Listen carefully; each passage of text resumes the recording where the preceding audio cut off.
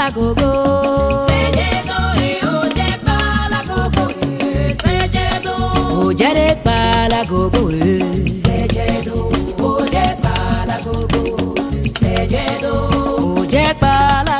like to welcome to this satellite event. I'm Julio Paca. I'm replacing David Gural. David Gural is Turkish. She was in Turkey when we had those attacks in Istanbul, that coup d'etat, and she couldn't make to be here, so I'm replacing her. Okay? So, yesterday I forgot my other glasses. This one's very difficult to read what they wrote to me. So now I'm very prepared. So again, good morning. Thank you very much for all of you for coming to this session so early in the morning. We are excited for everyone to be here to discuss HIV and AIDS epidemic, as we have had so far too many losses over the past 35 years. It's time now, again, to renew our energy and truly committed governments, communities, and the global society to respond to the epidemic, to ensure all the knowledge and technology we have accumulated can benefit those most in need. In order to see the end of AIDS by 2030, we need to not only strive for new and innovative solutions, but also remember, please remember, what we have learned so far. The panelists here today represent part of this history of persistence and resistance. I therefore have the pleasure to introduce them. They are well-recognized people, so I will not read those biographies, long biographies, what they did, because you all know them. I would like to introduce Richard Parker, the director and president of the Brazilian Interdisciplinary AIDS Association, ABIA, and the founder and co-chair of Sexuality Policy Watch. George Ayala, the executive director of the Global Forum on MSM and HIV. We are Peter Pion, the director of the London School of Hygiene and Tropical Medicine and the former executive director of UNAIDS. And also our facilitator this morning, Peter Agathon, a professor of education and health within the Center of Social Research at the University of New South Wales. We are still expecting one more speaker that probably is coming a little bit late. Pathfinder strongly advocates for access to HIV care and treatment for all. We are committed to driving the prevention agenda forward. Prevention, care, and treatment are complementary pieces, and each is needed to respond to curb the epidemic. We advocate for a comprehensive prevention agenda, committed to enhance individuals and groups' autonomy and rights. And we are working to foster enabling environments to increase ownership and leadership of the process by communities most affected by this epidemic. This is why today we would like to emphasize the idea of a prevention literacy to ensure that people and groups have access to high quality information, and this information should be available through preventive methods, the ability to understand and assess what methods will be most effective, and the empowerment to demand from government access to methods that are not yet available. The global community has produced a considerable body of information which illustrates that key populations are strongly affected by the epidemic, even in places where HIV infection is widespread, like here in South Africa. Due to this historical marginalization, exclusion, and criminalization, access to information methods and empowerment activities are still too low among female, transgender, and male sex partners, gay men and other men who have sex with men, and among people who reject drugs. upholding their rights, and transforming the vulnerability factors that affect them should be the fundamental guidelines for our prevention initiatives. To achieve that, we must improve human rights conditions for all. So, without further ado, I would like to invite Peter. I don't know how we are going to do now. I don't know, Peter, if you want to say some words, or should we pass to the first speaker? I think we could pass to the first speaker, and then I'll say a few words later on. Okay, wonderful. So, our first one is Richard Parker. Thank you, Richard. I'll try to keep these comments very brief in order to leave as much time as possible for discussion and debate. But to get us started, I want to take advantage of the opportunity that this conference gives us every 2 years to take stock of where we are in our struggle against this epidemic, where we've come and where we need to go. We've learned many important lessons in responding to HIV and AIDS over the past 35 years, lessons that I fear we sometimes forget. And this session provides us with a key opportunity to remember some of the most important things that we've learned. First, while we need to recognize and celebrate the important accomplishments that we've achieved in the scale-up of the global response to HIV during recent decades, we also need to be realistic about the challenges that still exist. Let me give just a few examples. Today, in 2016, 20 years after Vancouver, roughly 50% of the people in the world who need access to HIV treatment still don't have it. We should celebrate the number of people on treatment, but we can never forget those who still don't have access and the pain, suffering, and death that they've been subjected to because of the world's inability to take the necessary action. Also, after massive increases in funding for the global response to HIV, available aid has plateaued in recent years. And we now know that in 2015, aid for HIV declined for the first time in the past 5 years, falling from $8.6 billion to $7.5 billion. A significant drop that signals a level of global complacency about the epidemic. At least in part, it's fair to conclude that this complacency is a result of the premature declaration of the end of AIDS on the part of many of the leading agencies and officials responsible for administering the epidemic. It's a failure of leadership. Finally, while we've seen great progress in developing new prevention technologies, collectively, we've failed miserably in making them available where they're most needed. We've failed to build and sustain community-based education programs. In their place, we've substituted slogans such as treatment as prevention, even though we only treat 50% of those who need it, and programs such as test and treat, even though beleaguered health and social systems in poor countries and communities have repeatedly failed to adequately meet the needs of those who test positive for HIV. Worse yet, such approaches have increasingly become a kind of smokescreen that covers up the reality of scale down rather than scale up in many countries. A smokescreen that is too often served as a justification for cutting funding for meaningful prevention programs based on community engagement and ownership. With this backdrop, the second point that I'd like to make.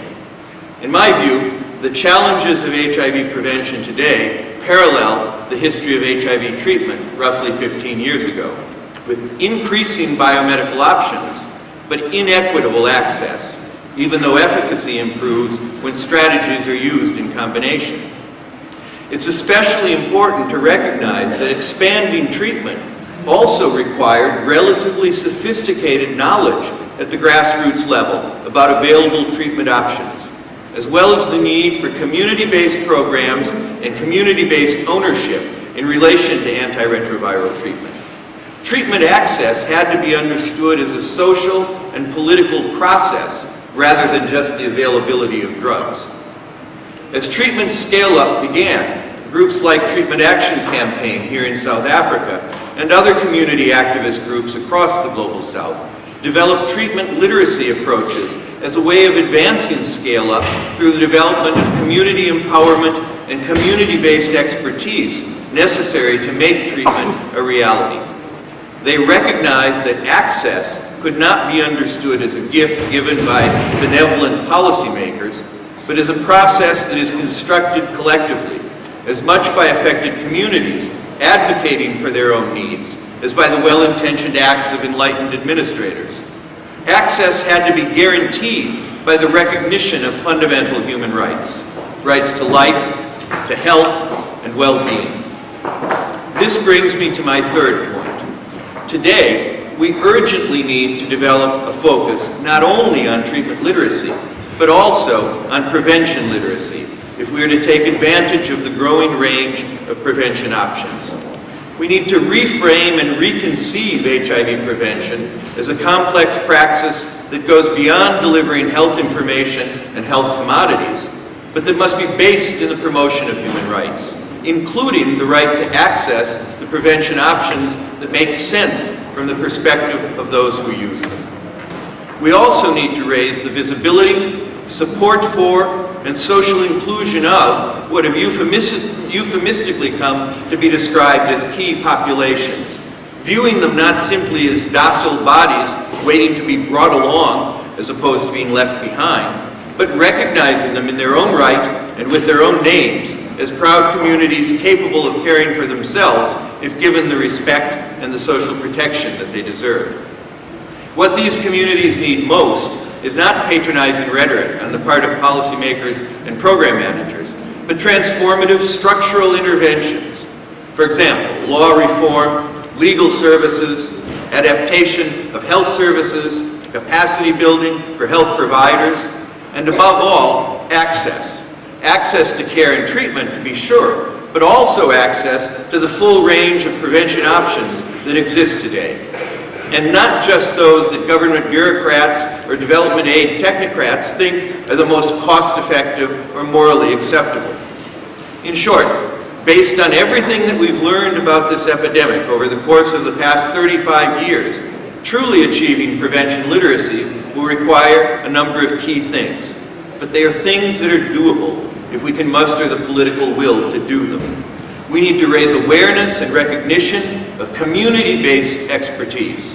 That expertise doesn't only belong to scientists or public health specialists, but also exists in grassroots communities that are most directly affected by the epidemic.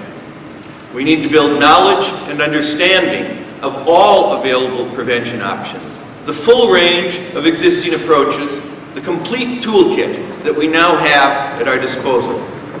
We need to ensure grassroots empowerment to advocate for, access, and effectively utilize the full toolkit of available prevention approaches, choosing those that make sense from the perspective of those who use them. Experts can help to inform their choices, but should never assume that they can make them on behalf of others. In the end, the choice must always be made by those who will put prevention methods to use in their own lives. Above all, we need to recognize that the most affected communities must be at the center and in the lead of this response if we are to ever truly have any real hope of ending the HIV epidemic. Thank you.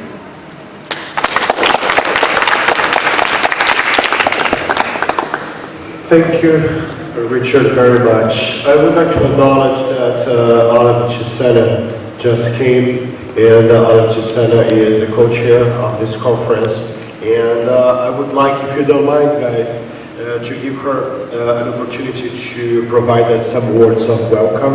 I know that she's very busy, probably she has other commitments, and I would like to give her the opportunity to give us some words of welcome. Thank you. Okay, good morning, and my sincerest apologies for arriving very late. We left the session very late last night, and there were a number of other things that we had to do before coming here. My understanding is that this session is really supposed to discuss appropriate community-based interventions that will support structural changes that break barriers to accessing services.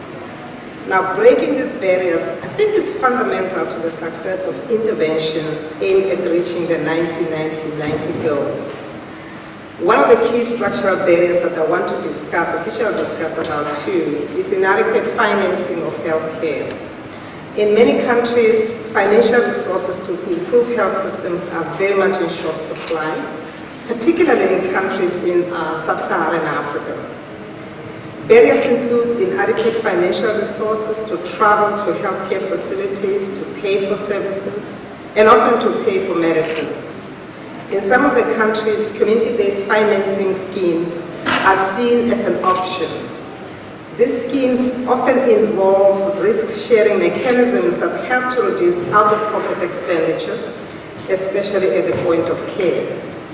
Many of these schemes are not sustainable, and it is for this reason that the World Health Organization calls for countries to establish universal health coverage plans.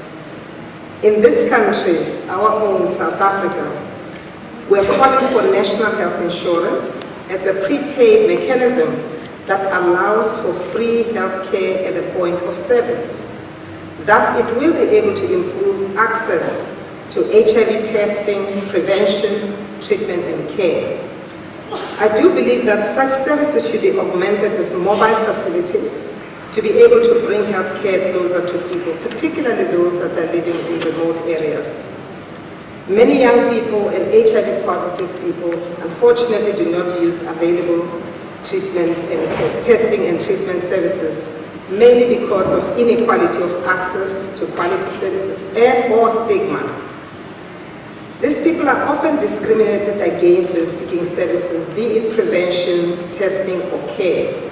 They may be told that they are too young to get reproductive health services, and also they may be told that they are too young to get HIV prevention services, or they may face discrimination mainly because of their sexual orientation or how they even acquired HIV. Now, to change this, community interventions may involve setting up clinic committees that address the attitudes of health workers to make them welcoming to all patients regardless of who they are. To be effective, they should work closely with healthcare workers to change their attitudes towards those who seek services. And for access to improve, we also need to reform cultural practices that create the barriers, to healthcare, and I will get deeper into that. Last but not least, we need to change laws and policies that are an impediment to access to health care. The criminalization of sex workers and those addicted to drug use is a serious problem. When people are classified as criminals, people tend to see them as unworthy and not deserving the rights according to society at large. These are but a few thoughts that I had around the work that we need to do regarding community interventions. I'm sure you'll have an opportunity to discuss in-depth ways of removing barriers to access to care. As co-chair of the AIDS 2016 conference, I just would like to welcome Pathfinder, the eminent panelists, and the participants to this satellite session. And I do hope that as you strive to shorten the path to 90-90-90, you will enjoy the hospitality of the people of Durban and enjoy the beauty of our country after the conference. So thank you.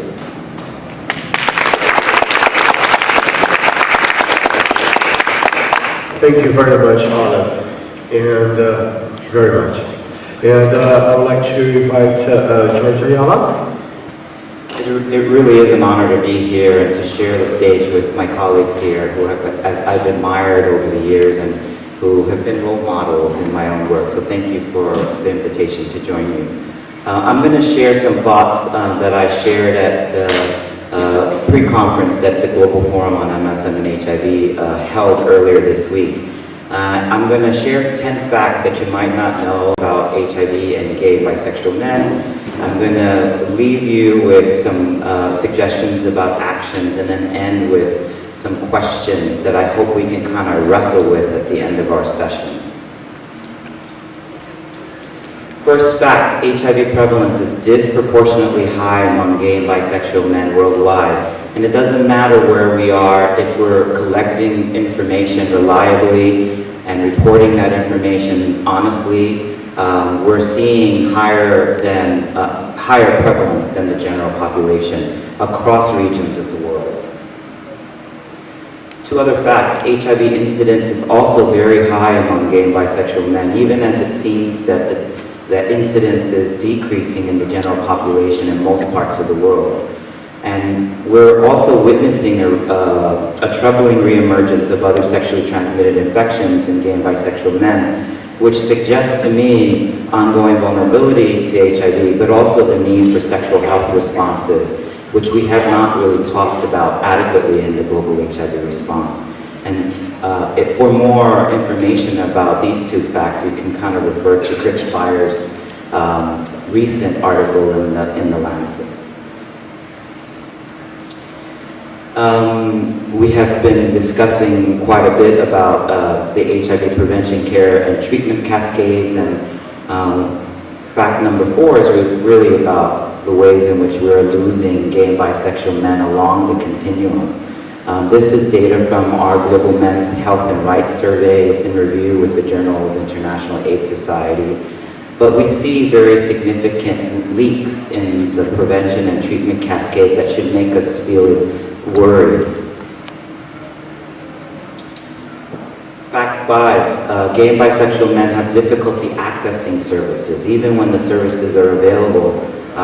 This is the proportion of men who say that access to these particular services are easy.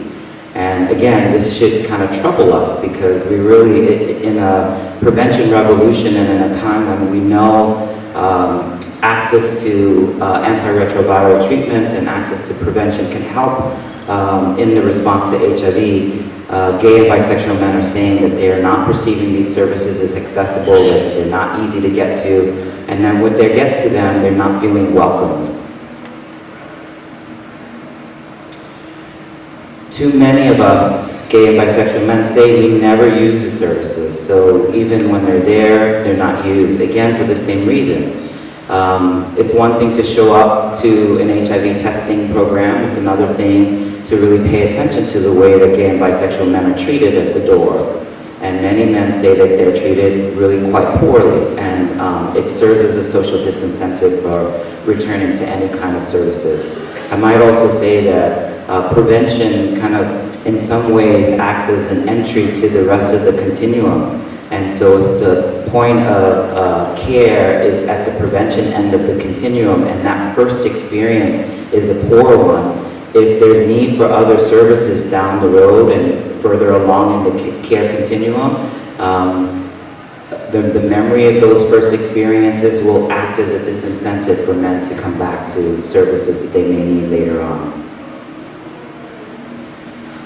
It matters how we are treated, and this is also data from the Global Men's Health and Rights Survey. We were interested in understanding the predictors of drop-off along the HIV prevention care and treatment continuum, and we learned that homophobia, homophobic violence, experiences of violence, and experiences of provider stigma are the main predictors of why men perceive access to services, and in this case it's HIV testing, to be uninviting and unwelcoming. This is true for other types of services. We also learned that the extent to which men said that they felt connected to gay community, and the extent to which men felt comfortable with their healthcare provider or their prevention provider meant that they were more likely to access that service and more likely to utilize that service. Fact number 8, LGBT people remain open targets for violence everywhere in the world, and our societies make it easy.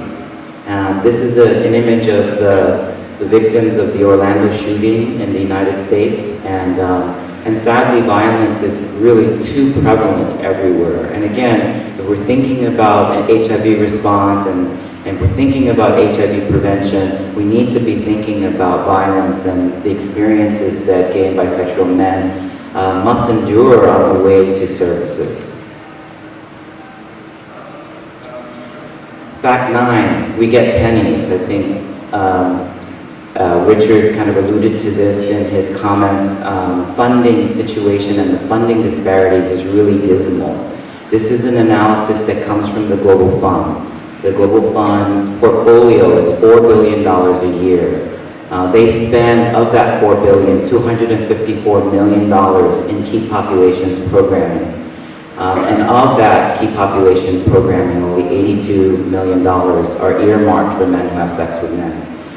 If you're doing the math along the way 254 is 6.4% of the bigger portfolio, and 82 million is about 2.2%. And this is shocking to me, especially given disproportionate HIV prevalence and increases in HIV incidence among gay and bisexual men everywhere. And then the 10th fact is that community plays a really key role. And let's not let ourselves be convinced otherwise. Assessing services through an LGBT organization, for example, has a dramatically large and positive association with utilization of HIV prevention, testing, and treatment among gay and bisexual men. And this is the first time we've been able to document these associations through survey work that we've done. I'm going to move to these 4 questions that I have here, but I actually have a different set of questions given the topic that we're talking about, which I'll come back to a second.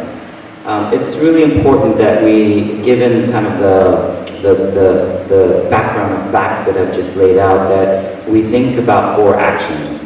The first one seems to me to be about the need to target and tailor responses, prevention responses, care responses, and in those responses to bring a focus to sex and sexuality.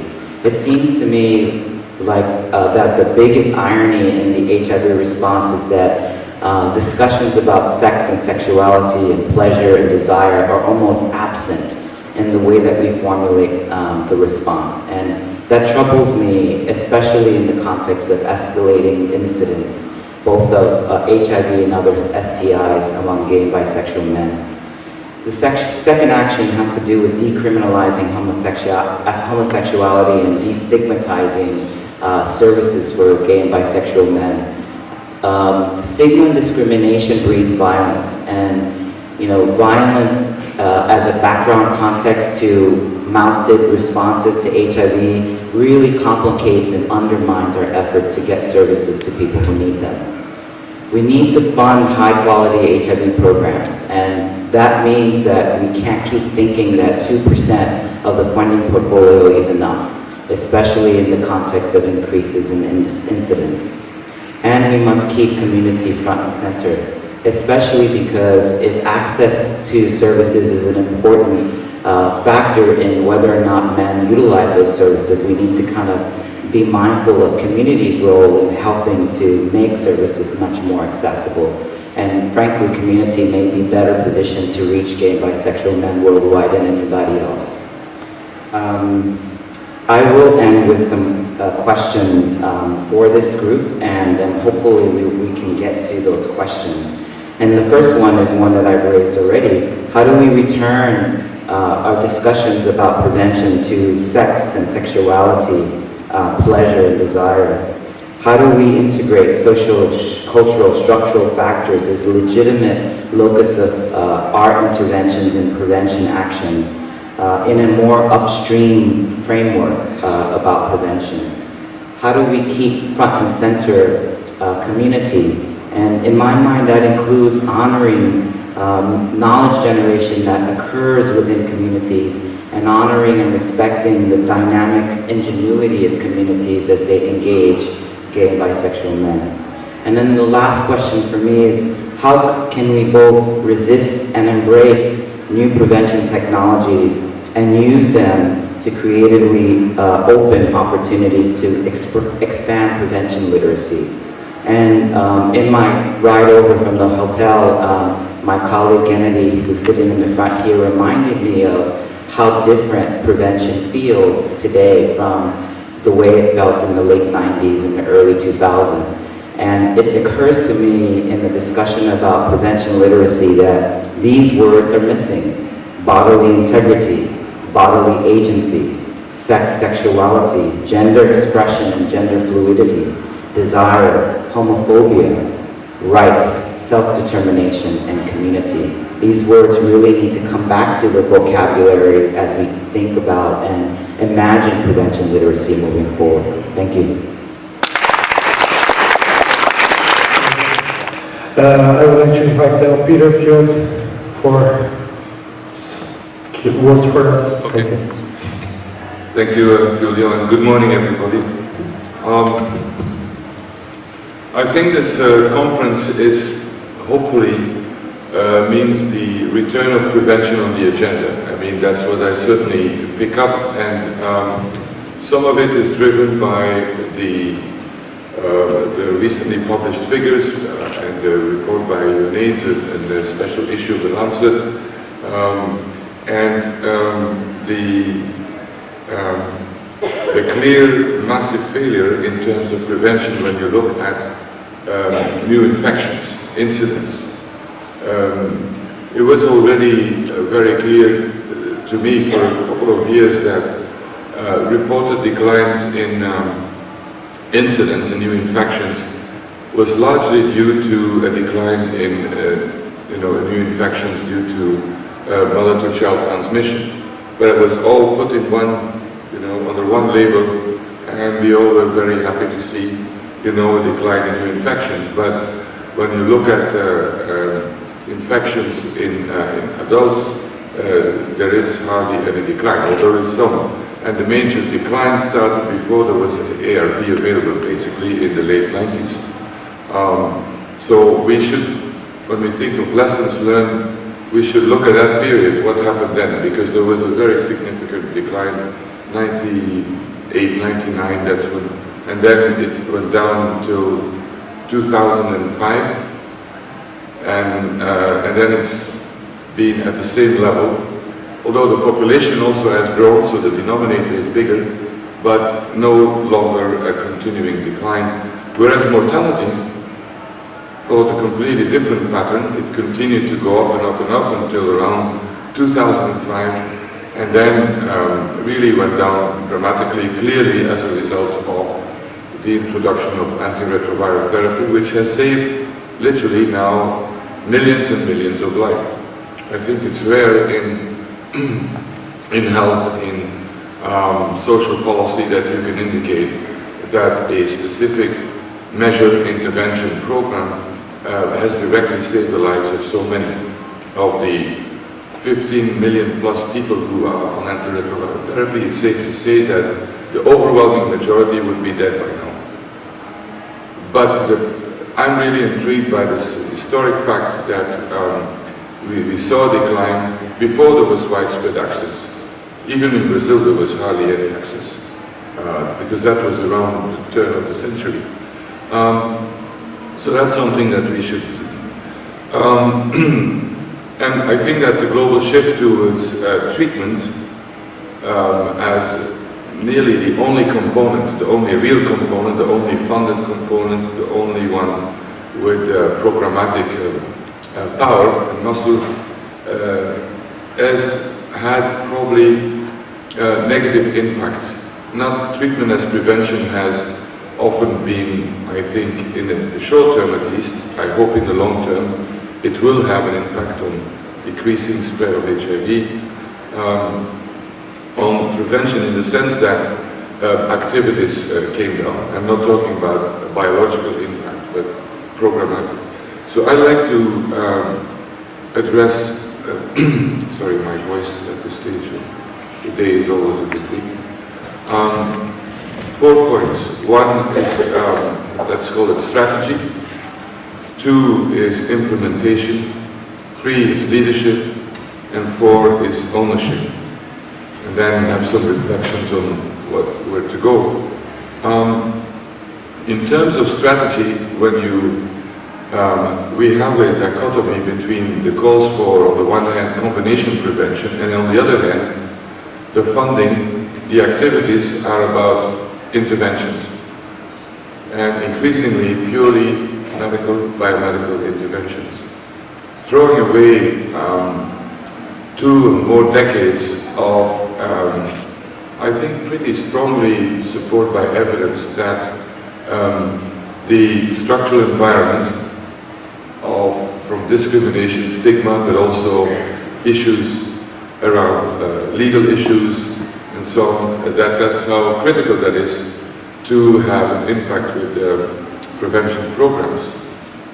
And this massive failure is, it's not a coincidence that it is happening in this part of the world in the first place among young women, adolescent girls, and as we also just heard, all over the world, among men of sex with men, a term I really don't like, but anyway, we won't go there at the moment. And other populations that are much higher risk than the average population. And that has to do with the context of life in a society. So I think that the strategy of dissecting prevention into specific interventions, and of course when you have a complex activity or issue, you always try to intellectually to dissect it. But then at the end of the day it has to be integrated and to come together. Because what we ignore, I think, is that one intervention has an impact on other interventions. It's like, is it the second or third law of physics? When you move, the mass of one element influences everything else. And that has not been happening. I'm also very puzzled, and that's driven by funders, by donors, who, and I understand that also, who want the metrics of the impact, or at least the delivery.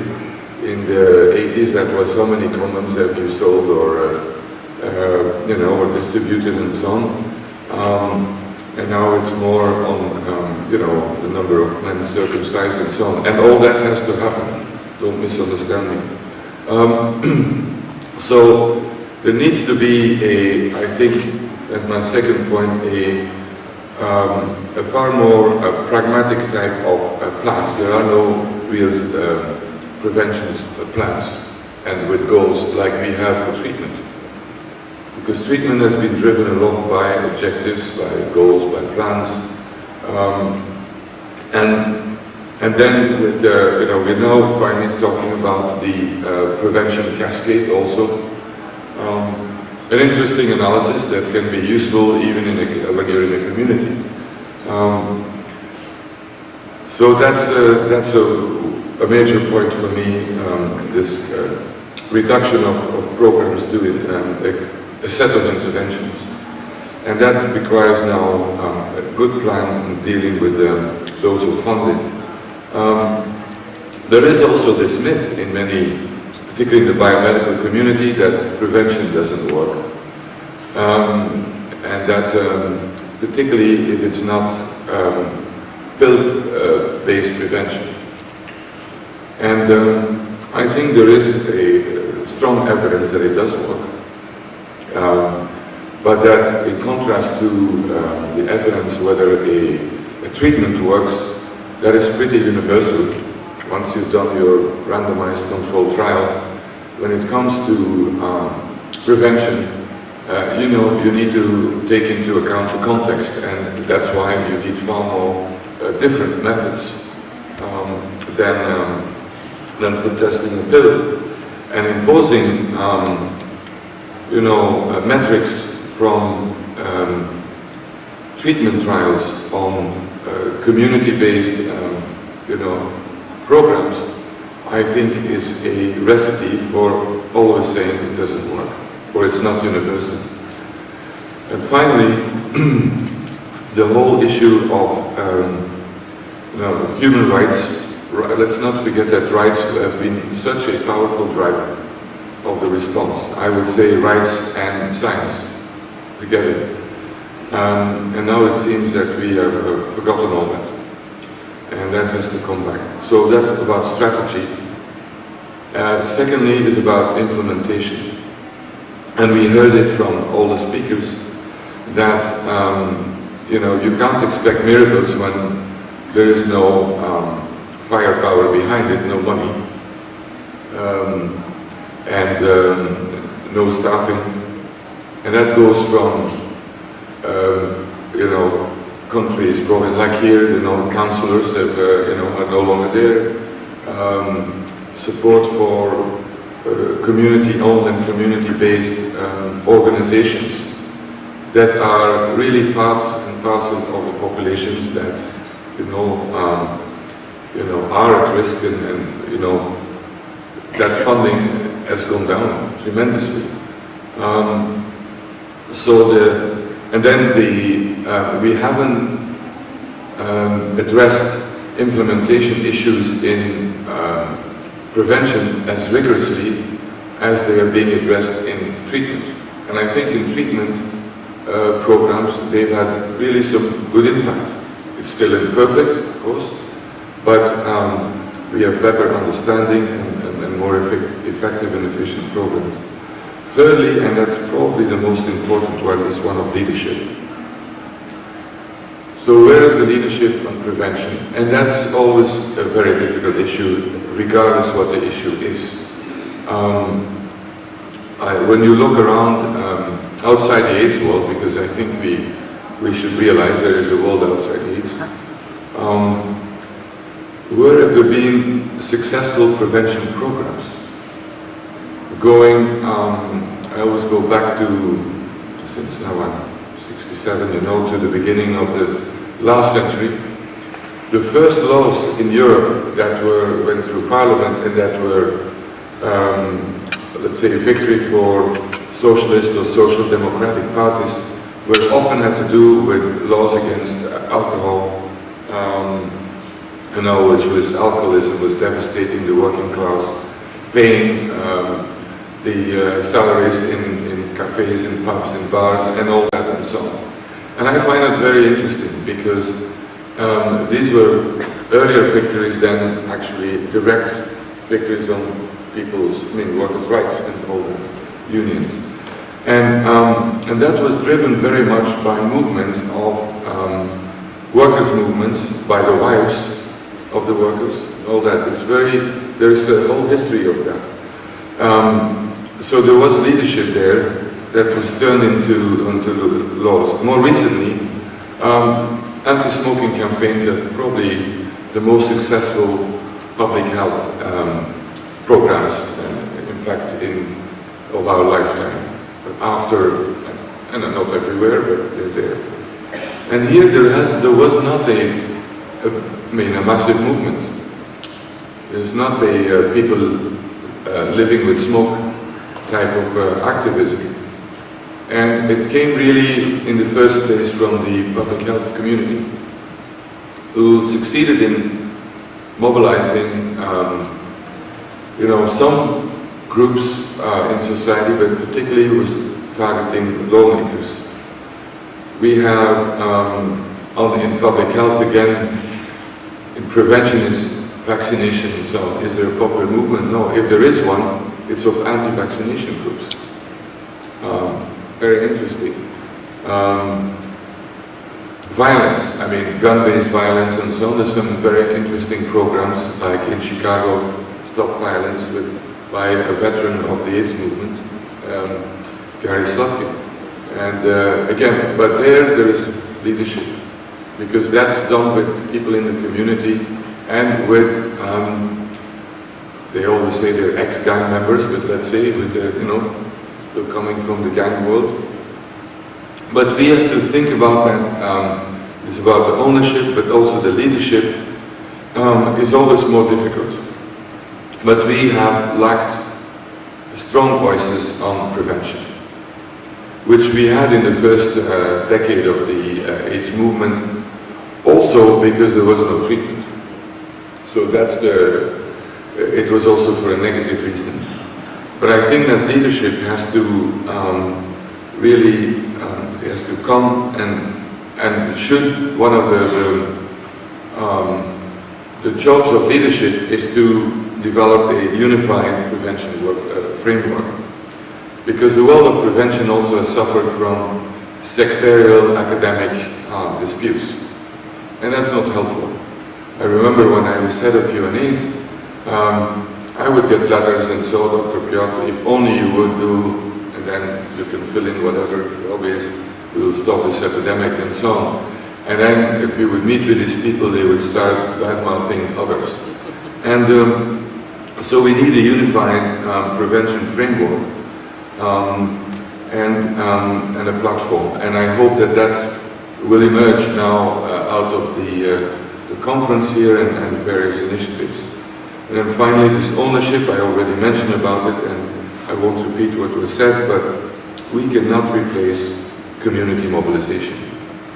Because it's not about interventions, it's about people. And we tend to forget what is the problem we're trying to solve. With treatment, it's not 90-90-90, it's keeping people alive.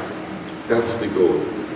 In prevention, it is to make sure people don't become infected so that they will stay alive. It's the same logic. And that is where we need to have the social mobilization about the people whose lives it concerns. But it is, today I have sometimes the feeling that we've gone backwards. We've gone backwards, and I'm not saying that I think because I'm so old now, but it is really that with over 2 million new infections every year, if that's not a crisis, if that's not an emergency, I don't know what you need. Those figures. So, I think that we hear calls in our days of disruptive innovation, and that's always the term. And of course, we need further innovation in terms of technologies. I mean, PrEP. Let's take the UK.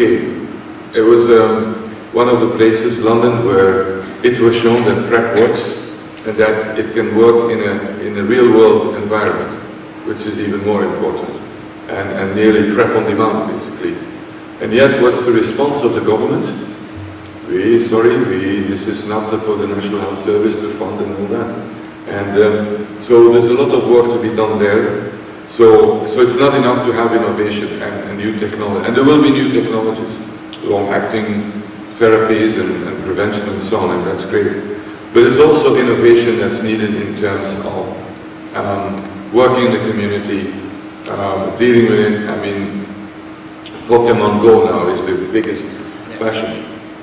Is that something that, could drive some prevention program? I don't know. The answer will have to come from people in their 20th for innovation in the community, innovation coming from gay communities, from young women, from whatever it takes. And we should far more listen and put them in charge of these programs. Thank you very much.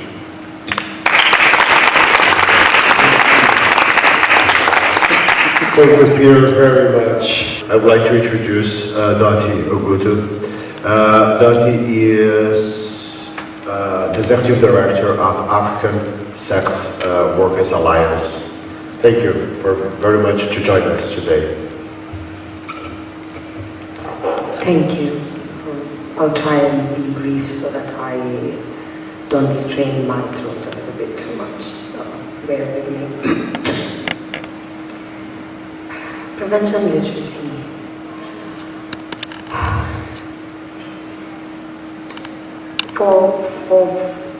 For decades, it's been a mantra with people, allies, friends, organizations, and sex workers in trying to address the epidemic.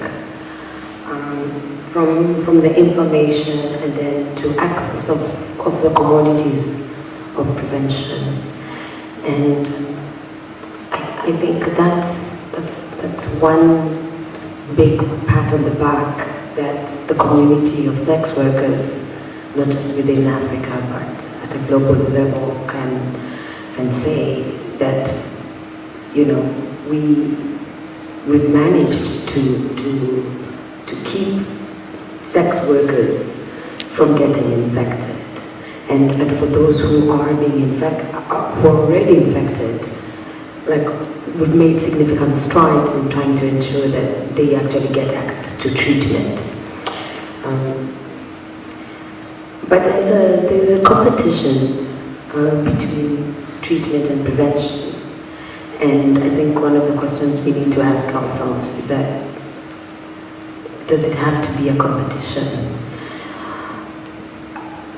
I don't know whether we can answer that, but the reality is, whilst there is a significant percentage of people who are living with HIV, sex workers living with HIV, who cannot fully access treatment, and therefore we need to consider which one is given priorities. The gentleman who spoke before me ultimately said, it's about keeping people alive. So for sex workers who are living with HIV, this is what they need. And again, as we talk about prevention, we need to begin listening to the voices of sex workers and listening to whether they agree if it works or it doesn't work. I think we still have a long way to go. Governments are not listening to they're looking at data, and I think maybe ministries of health and its healthcare providers want to get the numbers and want to push for something. But if we fail at the listening of the voices of the people, then I think we need to call ourselves out and just get our acts together. At the center of PrEP, I think one of the core things that needs to be emphasized is human rights. There's a notion of saving sex workers and saving MSM from getting infected, whilst not considering that yes, we are at the center of the epidemic, but then the general population basically needs this information and needs to know how, to access PrEP. It's being rolled out as a key population strategy. I think that is really detrimental. There's a lot of, I will speak from a Kenyan perspective, there's a lot of backlash in itself, and quite a number of documentaries happening just back home in the last couple of months. The governments are prioritizing, key populations who are criminalized, and therefore there's that backlash from the wider society that needs to be borne in mind, and the human rights element of that is essentially lacking. So it's with the treatment part, the human rights, we've now tried to incorporate that to see how that can move forward. I think we also need to emphasize a little bit more on that with prevention. Now, thank you.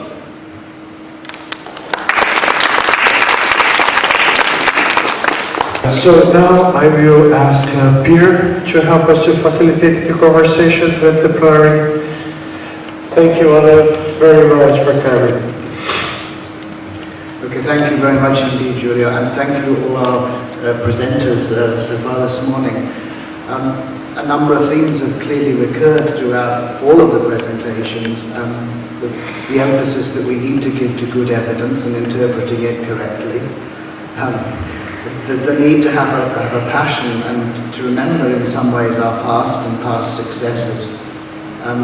The need to avoid thinking that there's one simple solution that will work in all circumstances, and to have the modesty to understand that different people need different things at different moments in their lives, and that no one solution will satisfy everyone and everything, no matter how diligently the scientists of this world work in order to find it.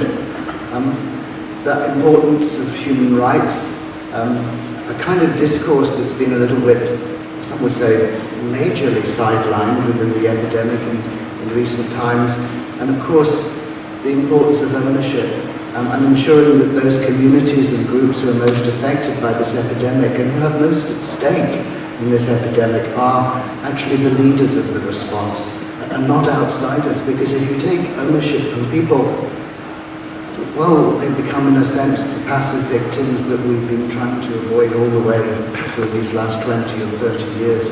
Ownership at the grassroots is crucial, and leadership at other levels is crucial, but with a level of understanding of real people and real lives. So a number of themes there have occurred, and we've got just a little time to sort of share our views, and if there are questions that people would like to ask of our very distinguished panel this morning, then please feel free to do so. There are some microphones at the side of the room.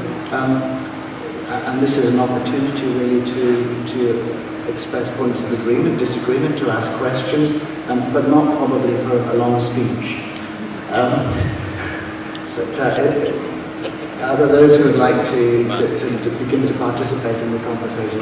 Could you say briefly just who you are before you speak?